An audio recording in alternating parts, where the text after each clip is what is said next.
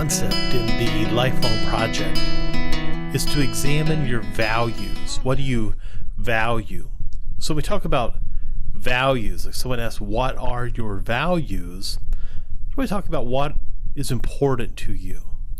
So as we go about creating our goals for this year, we have to understand what are our values and how do those values influence what our goals may be.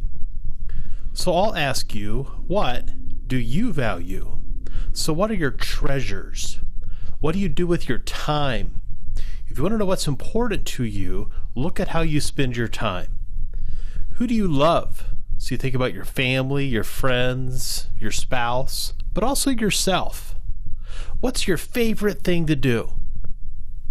What do you dream of becoming? So all of these questions can help you gain some insight into what are your values.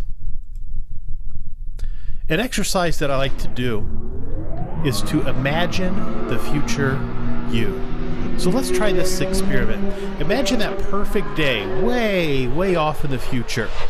And maybe you see yourself on a sunny beach and you've got a frosty drink, or you're on your front porch and your favorite rocker. You're in good health, you're happy, and your world is absolute bliss. Sounds wonderful, doesn't it? Now ask your future perfect self, how did you get there? Did your perfect future self just wake up one day with all of the work done, all of the bills paid, and with an abundant life, and then and only then could your future perfect self be happy? Of course not.